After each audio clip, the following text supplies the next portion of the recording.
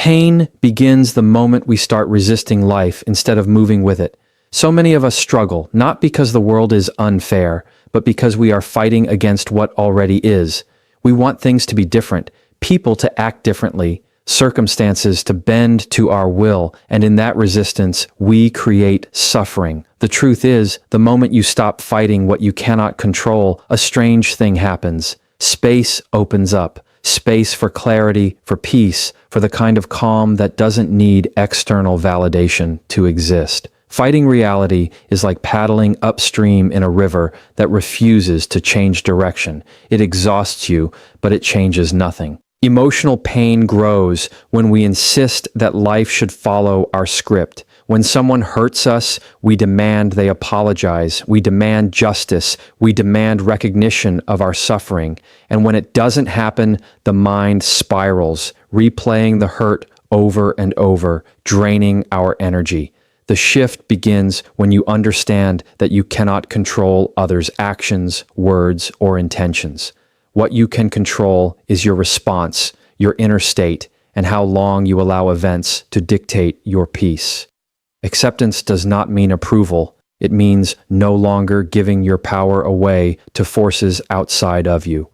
It is an act of courage to stop the battle you cannot win. Fighting what you cannot control is exhausting because it is endless. You can argue, plead, and resist, but the world will keep doing what it does. The sun will rise, storms will come, people will act imperfectly, and life will remain unpredictable. And every time we resist, we layer more suffering onto ourselves. Instead, imagine turning that energy inward, redirecting it toward what truly matters: your choices, your mindset, your growth. When you stop the struggle against the uncontrollable, you reclaim your time, your energy, and your emotional stability. The river flows. Your job is to learn to swim with it, not against it. Most of us have been taught to fight, to push, to demand, to fix, as if life were a problem waiting to be solved. But life is not a problem. It is a series of experiences meant to be felt, understood, and moved through. The pain comes not from life itself, but from the tension between expectation and reality. When you release the grip on what you cannot influence,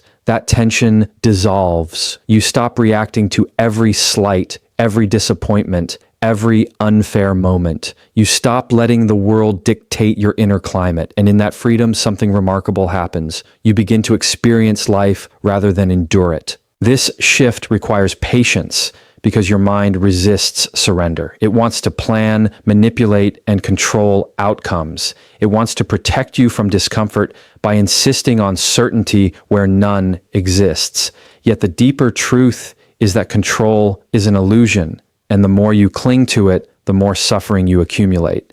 To stop fighting what you cannot control is not resignation, it is mastery. It is the recognition that the only constant you can truly influence is yourself, and that everything else, no matter how precious or painful, flows according to its own rhythm. Your peace grows as your resistance fades. Once you accept what cannot be controlled, life becomes lighter. Mistakes, heartbreaks, betrayals, losses, they still happen, but they no longer define your inner world. You are no longer at war with reality, and in that peace, you gain clarity. You can respond instead of react, observe instead of be overwhelmed, and move forward without dragging the weight of unnecessary pain. The river continues, and now you float with grace. This is the first step to emotional liberation. To stop fighting the uncontrollable, to release the struggle, and to finally let life move through you instead of against you. Most of us go through life thinking that someone else is responsible for how we feel. We believe that when someone hurts us, ignores us, or disappoints us, it's entirely their fault that we suffer. We hand over our emotional power like a gift, expecting the world to behave in a way that spares us pain. And when it doesn't, we feel like victims, trapped in cycles of resentment, regret, and frustration. The moment you realize that your feelings are yours and yours alone, something profound begins to shift. Owning your emotional responsibility is not blame.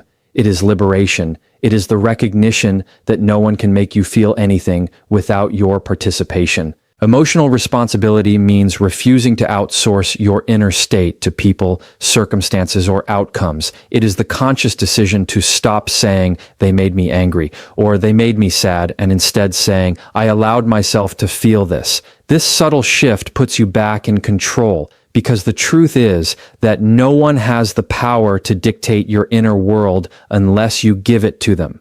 The freedom that comes from this understanding is life-changing. You can still feel pain, disappointment, or grief, but those feelings no longer chain you. They become signals, not sentences. They become guides, not dictators of your reality. When you take responsibility for your emotions, you begin to see patterns in your reactions. You start asking yourself why certain comments sting, why certain situations trigger anxiety, or why past wounds flare up in the present. That awareness is the key to growth because it turns every challenge into a lesson instead of a crisis. Emotional pain then becomes a teacher, not a tyrant. You realize that the world does not have to change for your peace to emerge. The work is internal, and it is entirely within your power. The moment you accept this, you step into a life less controlled by chaos and more guided by clarity. Owning your emotional responsibility also changes the way you relate to others. You no longer cling to people for validation, approval, or protection from discomfort. You stop expecting them to fix you or make you whole. Relationships transform from dependency to mutual presence, where both parties meet as equals rather than as saviors or victims. This shift reduces conflict, resentment, and unnecessary heartbreak because your emotional state is anchored internally, not externally. You become unshakable in ways that others cannot dictate, and your interactions carry a depth and authenticity that were impossible before. The journey of taking responsibility is not always easy. The mind resists accountability because it wants someone else to blame, someone else to carry the burden. It wants the comfort of believing that the world owes you happiness, peace, or fairness. But reality does not work that way, and the sooner you embrace your own emotional power, the sooner you stop living in reactive loops. Every time you catch yourself blaming, every time you feel like a victim of circumstance, you have the opportunity to reclaim your power. That moment of awareness is the pivot point between suffering and freedom. Ultimately, taking emotional responsibility transforms your life. You become the source of your own stability, the author of your emotional story. Pain still comes, loss still arrives, and life still surprises. But your inner world becomes your sanctuary rather than a battlefield. You are no longer waiting for apologies, understanding, or permission to feel at peace. You carry that peace within, and that is the greatest form of empowerment. The years spent in unnecessary suffering begin to shrink, replaced by clarity, resilience, and an unshakable sense of self. This is the heart of emotional freedom, owning your feelings, embracing your responsibility, and stepping fully into your power. Life is full of moments that demand a response, moments that stir anger, fear, sadness, or excitement. Most people live their lives reacting, allowing every trigger to pull them under, dictating their mood, decisions, and energy.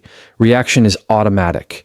It is the mind on autopilot, conditioned by past experiences, unresolved pain, and societal pressures. Observation, on the other hand, is deliberate. It is the act of witnessing your thoughts and emotions without being consumed by them. When you move from reaction to observation, you gain a perspective that frees you from being a slave to every impulse.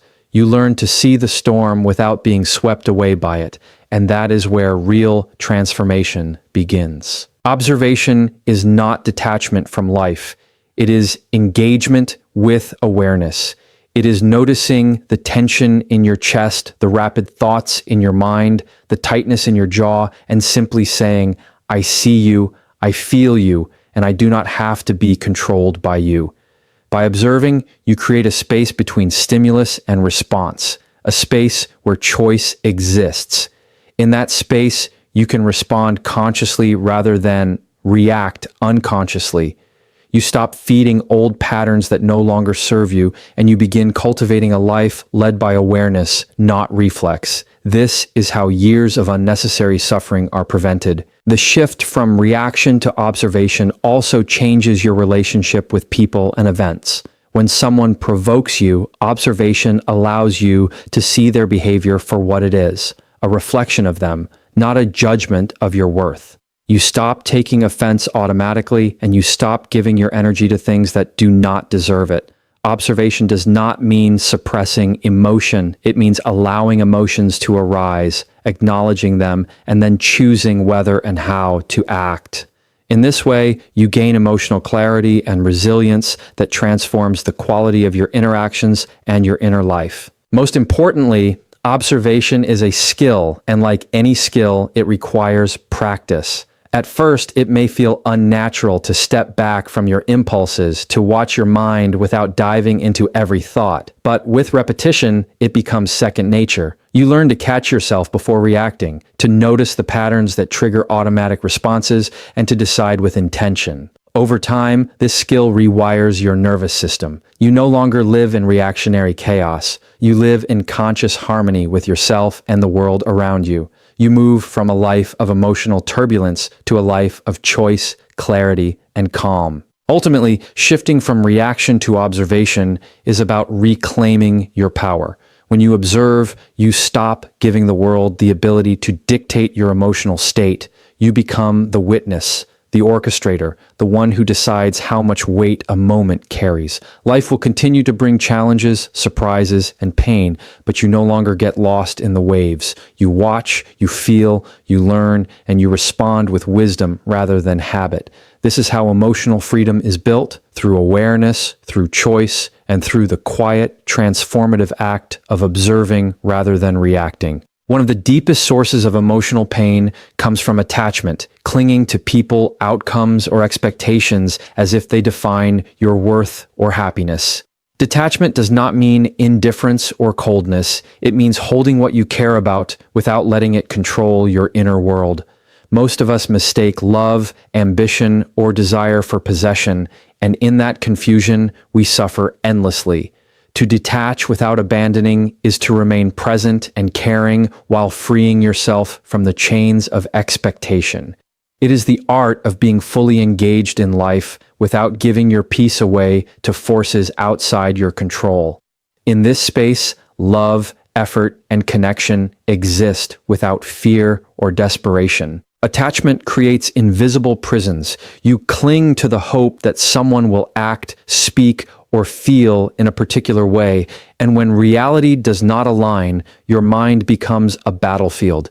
You relive past disappointments, you forecast worst-case scenarios, and you punish yourself for wanting things to be different. Detachment is the acknowledgement that your worth and your peace are not dependent on these outcomes. It is the understanding that the flow of life will continue with or without your agreement, and your freedom lies in allowing that flow while remaining fully alive. This is not surrender. It is strategic alignment with reality. Detachment without abandoning is about clarity of intention. You can love someone without demanding they love you back. You can pursue a goal without clinging to a single result. And you can act with generosity without expecting recognition. By practicing this, you protect your emotional energy from being hijacked by disappointment, fear, or resentment. You stop giving away your peace in exchange for validation or control. In doing so, your presence becomes powerful, calm, and magnetic. You interact with life fully, but you no longer collapse when it does not bend to your desires. The practice of detachment requires courage because it challenges deep-seated habits of fear and control.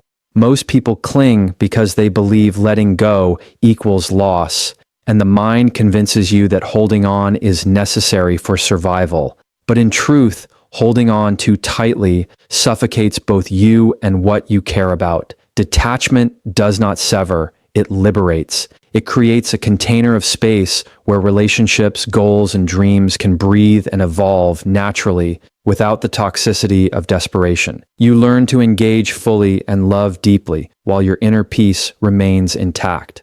Detachment also cultivates wisdom. When you are not tied to a particular outcome, you begin to see situations, people, and challenges with clarity. You recognize patterns, understand motives, and perceive reality without the distortion of fear or desire. This clarity allows better decision-making, healthier relationships, and a grounded approach to life. You no longer react impulsively or give energy to unnecessary drama. Instead, you act from choice, presence, and understanding. Life becomes less about struggle and more about conscious participation. Ultimately, detachment without abandoning is freedom in action. You remain fully engaged in life, fully capable of love, effort, and commitment, but you do so without sacrificing your peace or power. You honor your desires without letting them dominate your inner state. You care without clinging, and in this delicate balance, emotional pain diminishes because you are no longer hostage to what you cannot control. Life flows around you, and you move with it, grounded, aware, and free. This is the path to lasting emotional resilience and clarity, a shift that saves years of unnecessary suffering while deepening the richness of every experience you embrace. Life is a constant flow, yet most of us live as if everything is permanent. Relationships, feelings, circumstances, and even our sense of self. We cling to moments, grasping them tightly, hoping they will last forever, and in that grip, we create unnecessary suffering. The truth is that everything changes, every experience passes, and nothing remains exactly as it is. Embracing impermanence does not mean detaching from life. It means fully experiencing each moment while understanding its fleeting nature. When you accept this, a remarkable freedom arises. You no longer fear loss because you understand it as part of the natural rhythm of existence. Pain is amplified when we resist the reality that nothing lasts. Heartbreak, disappointment, and grief often feel endless because we believe the situation should remain fixed, that people should act a certain way, or that circumstances should align with our desires. The mind rebels against change, seeking certainty in an uncertain world. But impermanence is the law of life. By aligning with it, you stop drowning in resistance. Every joy, every challenge, every loss is temporary, and by recognizing that, you can face life with grace rather than anxiety. Awareness of impermanence turns fear into acceptance, struggle into flow. Embracing impermanence transforms the way you approach relationships and attachments. When you recognize that people, like moments, are not permanent fixtures, you interact with them more fully, more attentively, and more deeply. You stop taking them for granted, stop clinging out of fear, and start appreciating the present as it unfolds. You learn that love is not ownership, and presence is not possession. Each interaction becomes precious because it is temporary, and in that awareness you find depth, gratitude, and clarity. Emotional pain diminishes when attachment is informed by understanding rather than fear. Impermanence also teaches resilience. Life will bring change, loss, and unexpected turns, and the ability to adapt to these shifts determines your emotional strength.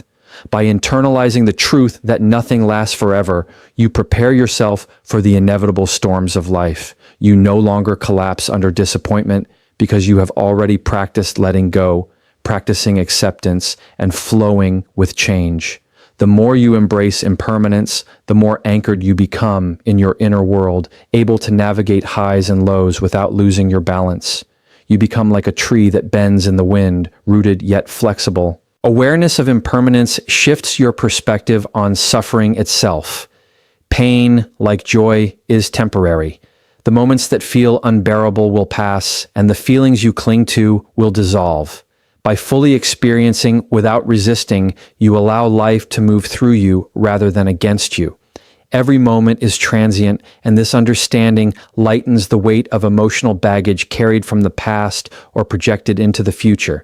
The present moment becomes the only true reality. And in that reality, suffering is diminished because you no longer fight against the inevitability of change. Ultimately, embracing impermanence is a liberation of the mind and the heart. You learn to let go gracefully, to appreciate fully, and to move with life rather than against it. You understand that clinging creates suffering, while flowing with the natural rhythm brings peace. Loss, change, and uncertainty no longer terrify you. They become teachers, guiding you toward clarity, depth, and resilience. By internalizing this principle, you save years of unnecessary emotional pain and create a life that is lighter, freer, and infinitely more present. This is the final step in the shift that transforms suffering into wisdom, attachment into awareness, and fleeting moments into lasting insight.